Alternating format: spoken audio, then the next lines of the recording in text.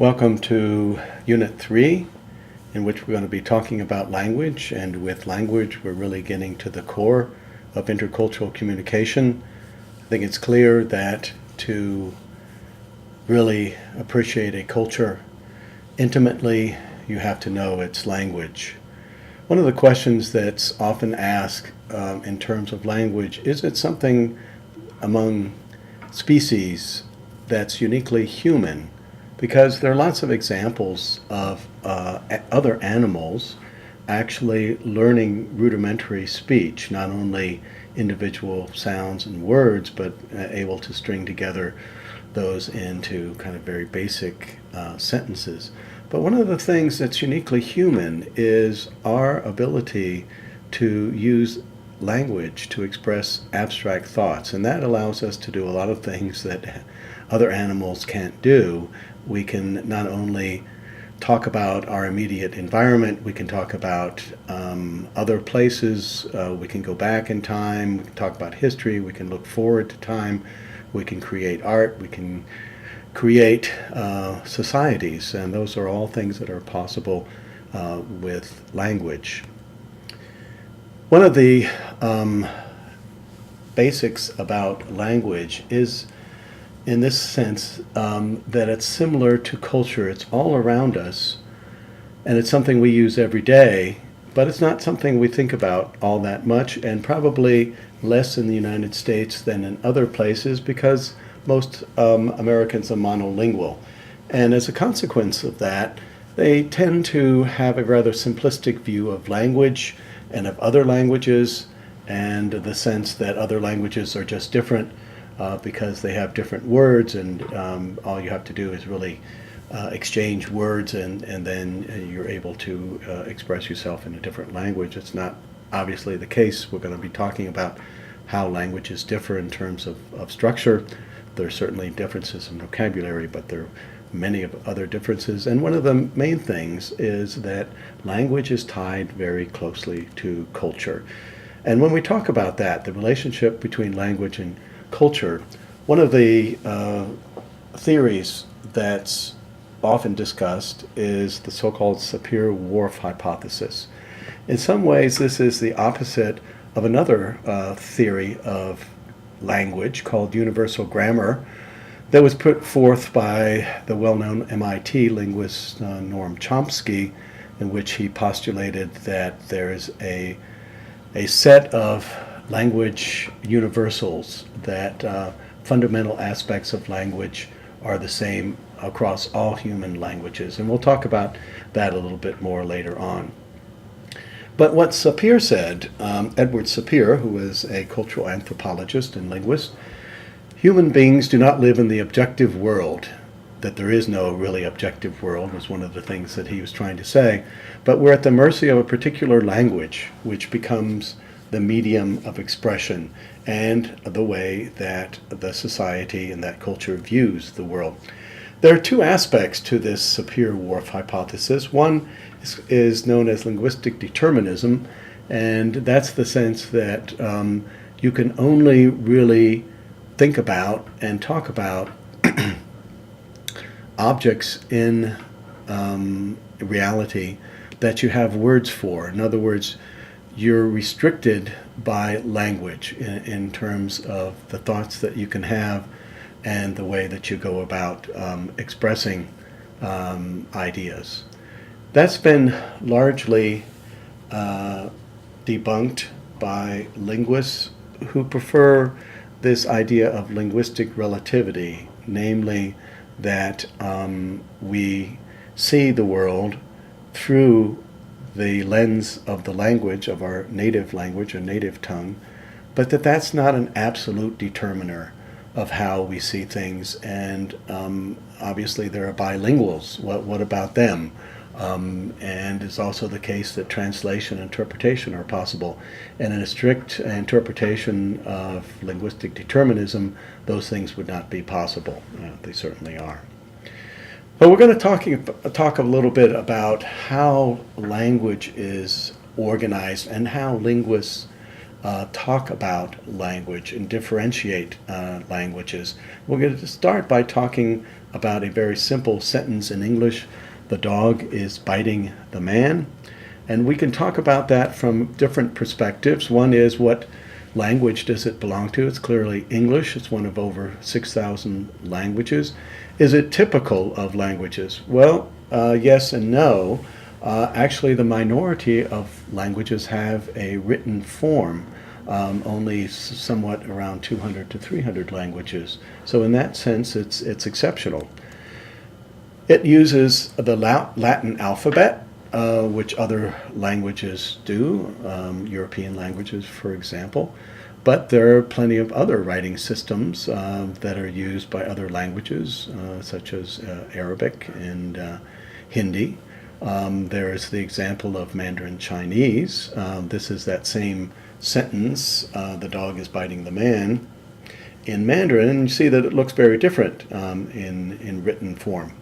And you see, by the way, the pinyin equivalent to the characters. That's to show the pronunciation. If we take that sentence and analyze it linguistically, there are a couple of different things that we can look at. One is how it's pronounced, the sounds.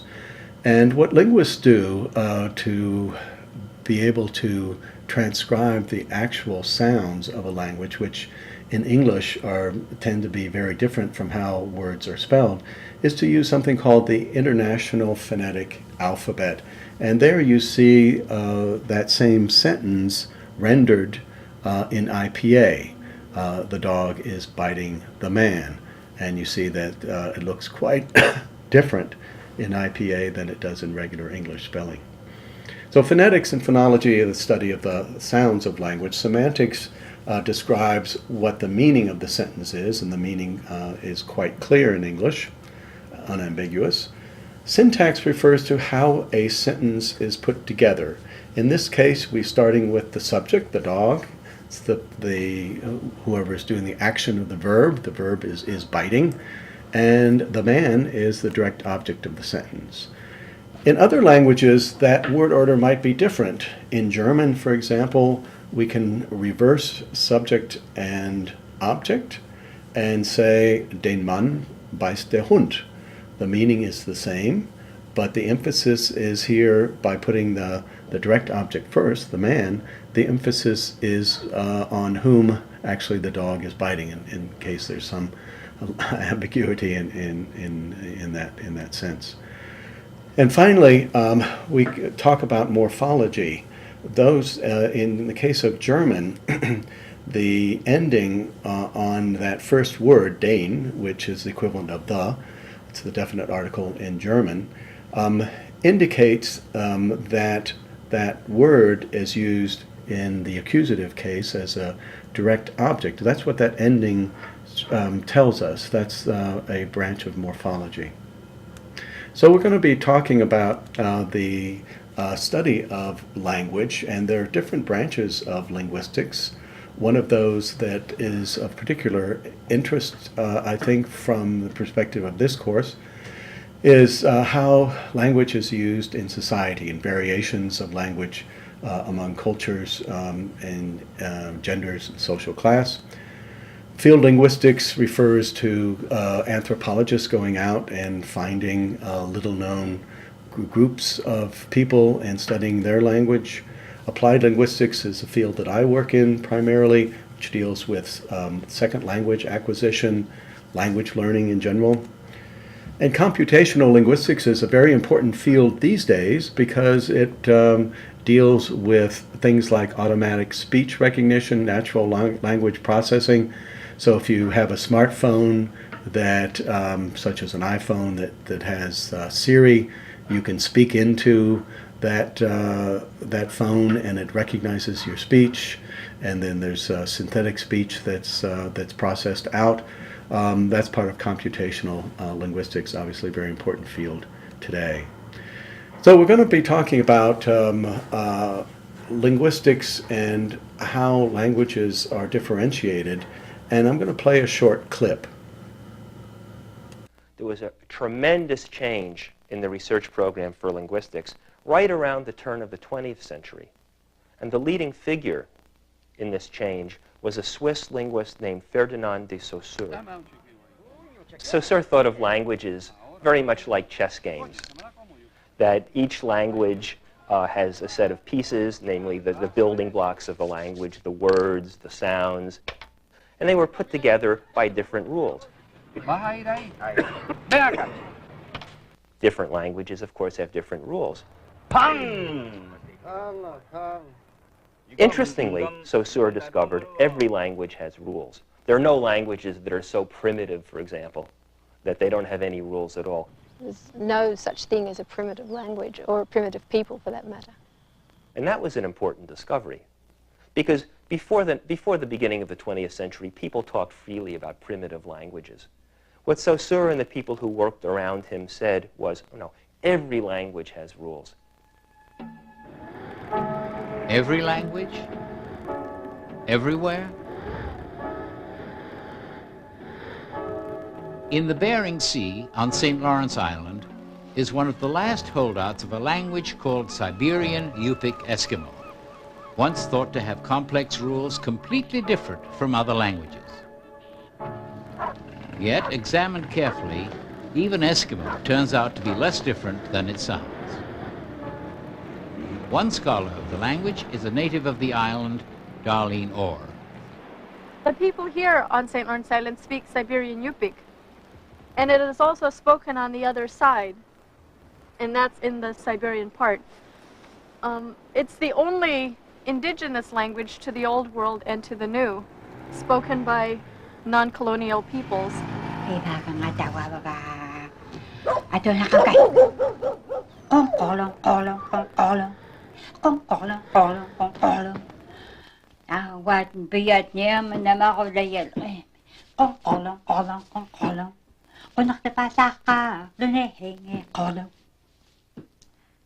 One language, the verb might go in one place. In another language, the sound might pattern this way, but in another language in a different way. But every language has rules. And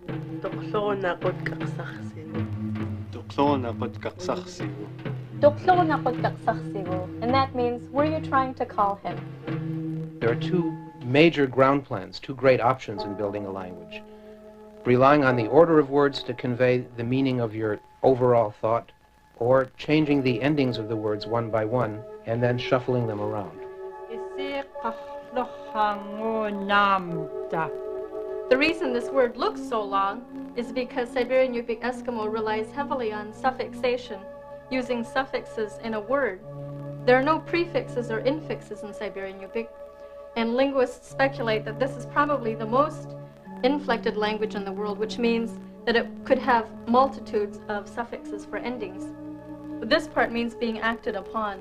This much here means without, and the last part means us. So the whole word means without us being sprayed upon by water when you're traveling in a boat.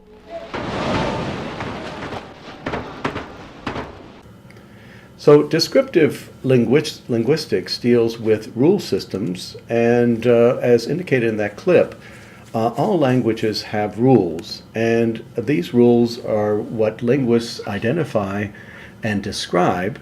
This is different. This descriptive linguistics is quite different than prescriptive linguistics, which deals with trying to limit the non-standard forms of a language. And this is not something that's talked about or studied in linguistics. This is something that people talk about, but not linguists. So we're going to be talking about these different aspects of language from these different perspectives. Phonology, as I mentioned, is the sounds of language, how they're combined in phonemes, which is the very smallest unit of sound in a language. And there are rules for how those phonemes are put together, in the order in which they are strung together. It indicates how the word is going to be pronounced and what the word is. English has 45 phonemes, in other words, 45 different sounds. That varies significantly from language to language. And obviously, this is very important in learning a language to have the correct pronunciation. Another branch of descriptive linguistics is morphology. This is something that's used in zoology, this term, to describe the different parts of, for example, insects and how they vary from insect to insect. But when we talk about that in relation to linguistics, we're talking about units of meaning and how they're expressed in language. And a morpheme is the smallest unit of meaning. And so in English, we just said that there are 45 English phonemes, and they can be used to generate more than 50 million morphemes. And to give you an example of what's meant by a morpheme, it's the smallest unit of meaning. So if we take comfort as an example, that in itself is a phoneme because you can't break it down any further and have any meaning attached to come and fort in the sense that it's used here individually. We can add an ending to comfort, comforted, which means here that there are two morphemes, comfort and ed, which adds the sense that this is a past tense. And this word, uncomfortable, has three, and each morpheme has a different role. The indicates that it has the opposite meaning. The suffix able transforms that into an adjective. Syntax, another area of linguistics. This is how sentences are put together. And each language has a rule for how that works. An example in English, John has gone to the store to buy some eggs. In other languages, this might be quite different. John has to the store gone some eggs to buy. Might be how the German sentence would read. Russian might start with the prepositional phrase to the store. So syntax varies from language to language. Semantics is the study of meaning of words. And words don't have a automatic meaning. They're assigned by the culture in which that language is used. Some of the areas that people work in, linguists work in the area of semantics, are indicated here. So, for example, if you're interested in this area, you might talk about dictionary definitions of words. Those are denotations versus connotations, which are the way that the words are actually used in real life, which might be quite different than the dictionary meaning. This is also involved with semantics, with how words are put together to express different meanings from the words individually. And so these are things like idiomatic expressions, collocations. Collocations is an interesting area that deals with the conventional way that words are put together in different languages. Lexicology refers to writing dictionaries. Etymology studies the origins of words.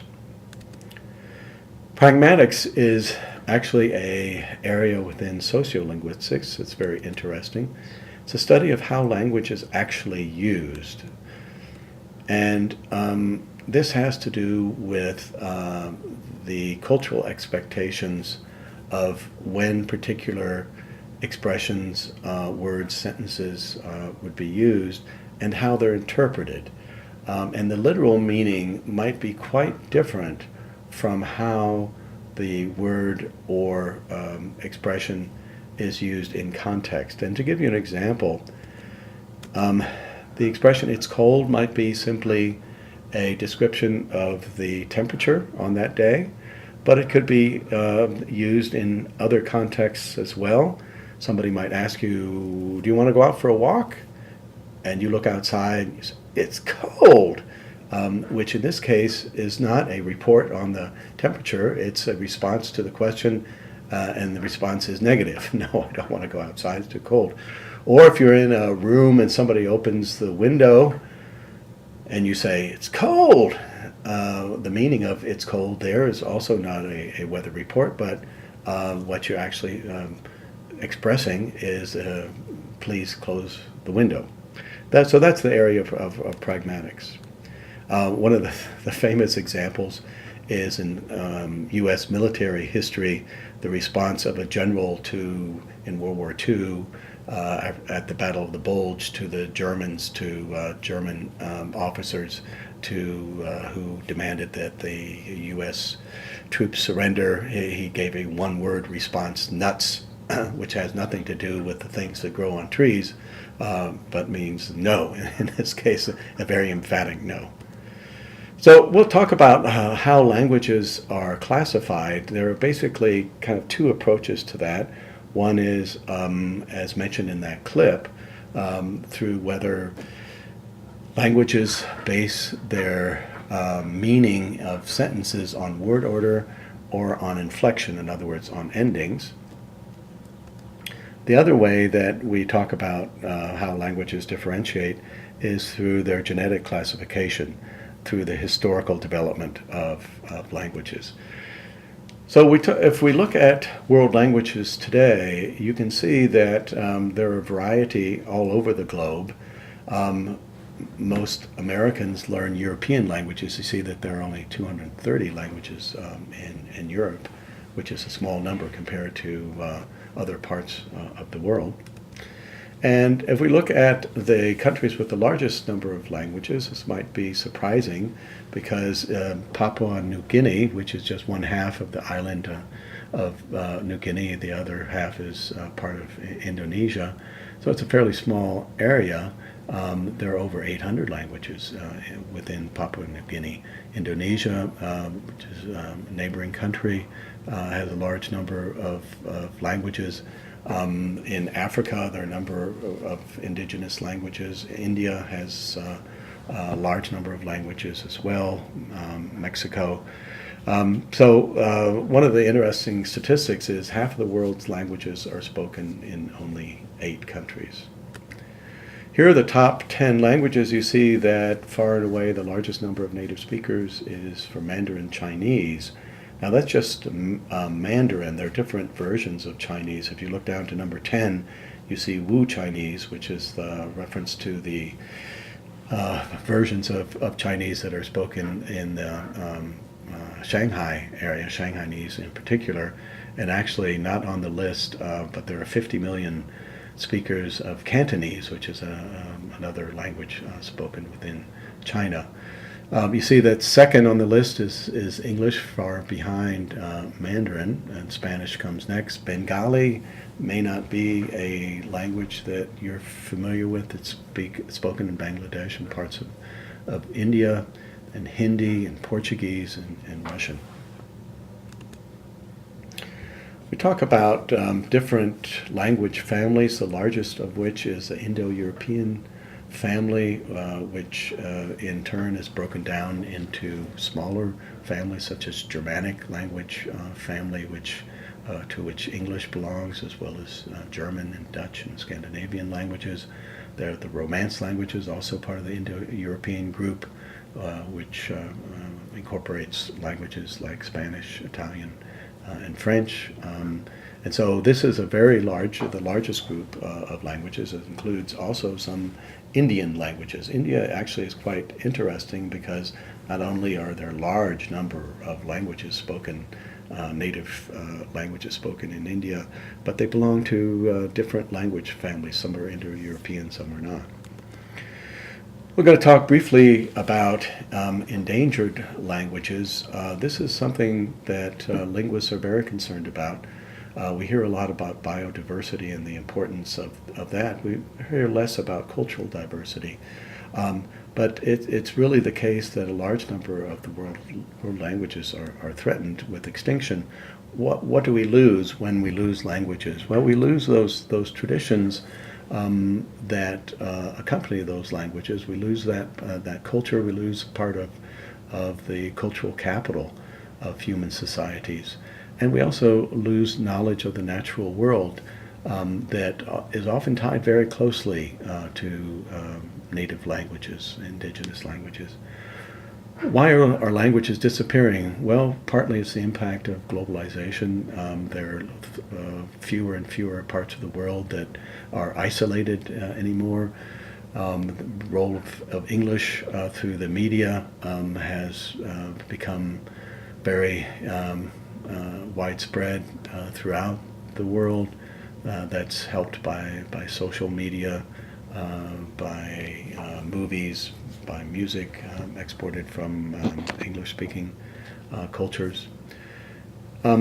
Technology can help in certain ways, battling against extinction of languages.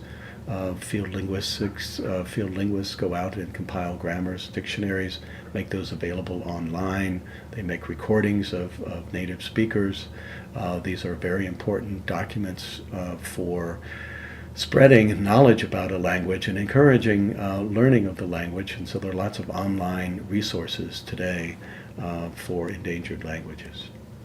There are also the case of revived languages. Hebrew is probably the best known example, which for thousands of years was a language used basically just in the temple and synagogues, but today is the official language of Israel. There are Celtic languages that were close to extinction that have been revived, Cornish and Manx. Cornish spoken in the Great Britain, in Cornwall, Manx on the Isle of Man. There's also the case of Hawaiian, the indigenous language of Hawaii that's been revived. And there's also the example of Esperanto, which is not a natural language, which is an artificially created language, but has become actually quite popular. There are also alternative versions of languages. A dialect, sometimes a language is defined as a dialect with an army and a navy. And it's true that languages are drawn often around national borders and are associated with nation states, but that's not necessarily the case. But dialect refers to a version of the language that not only has a different pronunciation, but typically different vocabulary, different grammar. In that sense, it's different from an accent, which only refers to pronunciation, and jargon is also very limited. It refers only to vocabulary. Pidgin, there's some confusion often between the term pidgin, a pidgin language, and a Creole. Pidgin is a very simplified language that develops out of the need to trade between two groups that speak different languages, and it's very basic. It usually revolves just around vocabulary and has very simple, if any, grammar. A Creole develops out of a pidgin or out of contact between different languages and becomes a full-fledged language. It's something that people grow up speaking as their native language. This is the case, for example, in Haiti with Haitian Creole. There are Creole versions of French and English spoken in the Caribbean, parts of Africa. So Creole is a generic term that is used in reference to many combinations of languages. Code switching is moving between languages. An example of that is Spanglish in the United States, where bilinguals who speak both Spanish and English will switch in the middle of a sentence languages. It's very common. Lingua franca refers to a common language used by speakers of different languages. It used to be in the ancient world that was Latin. In 17th, 18th century Europe, it was French. Today, it's English.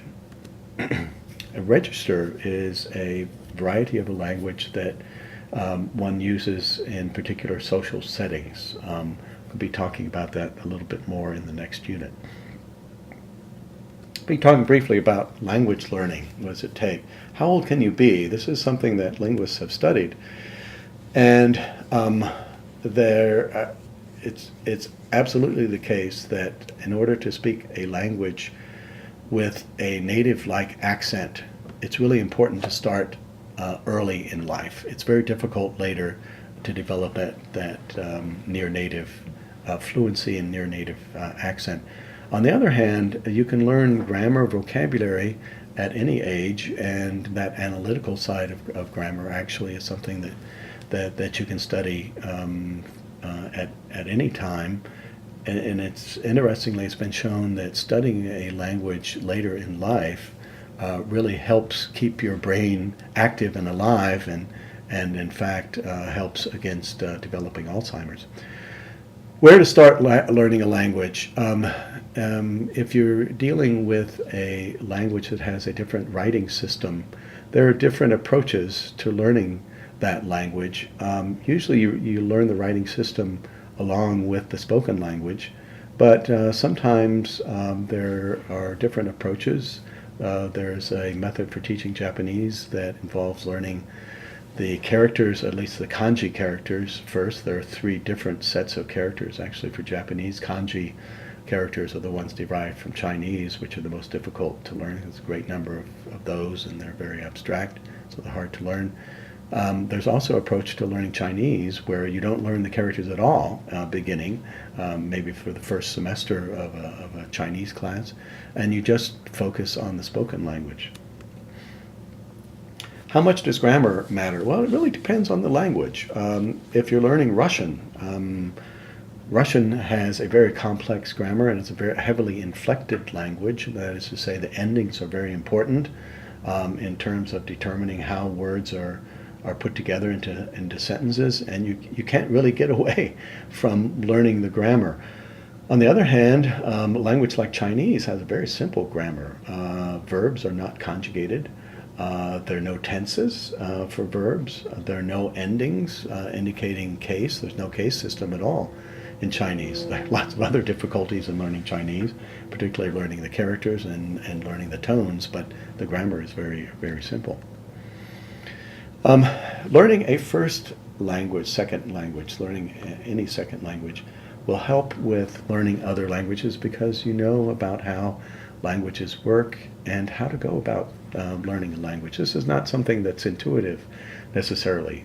You learn your native language automatically and naturally, but second language, if you start later in life, it's not something that comes automatically, and there are lots of different aspects, obviously, to language learning.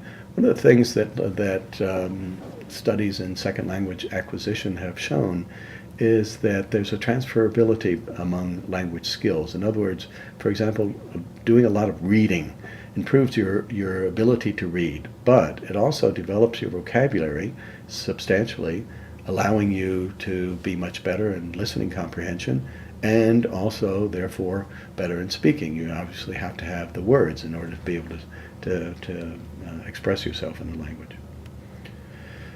How do you measure language ability? There are different ways to do that. In the United States, there are so-called ACTFL standards. That stands for the American Council on Teaching of Foreign Languages. They have different categories, novice, intermediate, and advanced, and subdivide those.